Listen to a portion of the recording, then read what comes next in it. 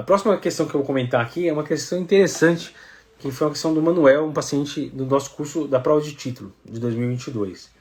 Ele perguntou o que a gente faz com um paciente que está com uma congestão refratária e está com albumina baixa, que está com hipoalbuminemia. Isso é um assunto que muitas vezes não é discutido, mas tem um sentido lógico, né? Quando a gente tem albumina baixa, teoricamente, isso vai diminuir a disponibilidade de furosemida na alça de Henle. Então, teoricamente, você pode estar lá com 4 comprimidos de furosemida por dia e o paciente está urinando pouco.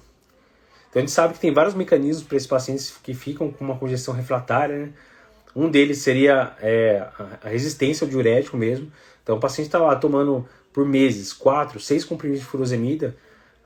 A furosemida vai agir lá na alça de Henle, né? Néfron, lembra dessas paradas aí.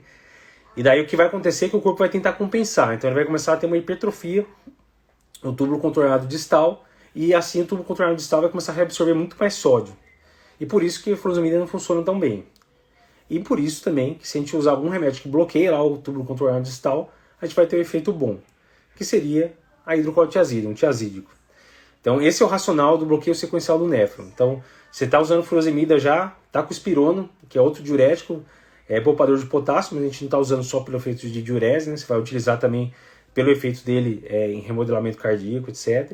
E daí você introduziria um terceiro diurético, que seria um tiazídico, para bloquear esse túbulo contornado distal.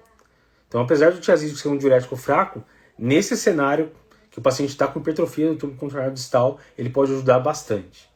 Mas o que o Manuel trouxe para a gente aqui de questão foi o paciente que às vezes continua com sintomas refratários, mesmo usando às vezes o bloqueio sequencial do néfron.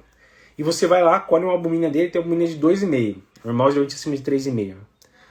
A gente sabe que a albumina baixa é um sinal de mau prognóstico no paciente com IC, beleza. Mas o que a gente vai fazer com isso? A princípio, a gente não tem muita evidência para dar albumina para esse paciente.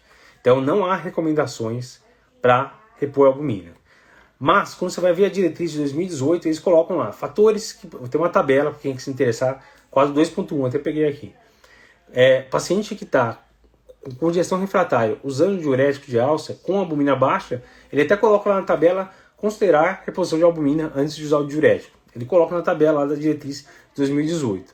Mas quando você vai para o texto, ele fala que a evidência é muito fraca, então não há evidência para sugerir.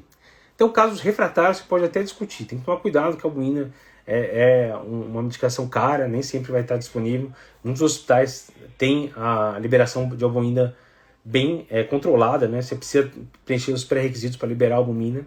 Mas para um paciente refratário, fica na manga aí que talvez reposição de albumina poderia melhorar a disponibilidade da furosemida na alça de Henle e poderia ajudar em alguma coisa.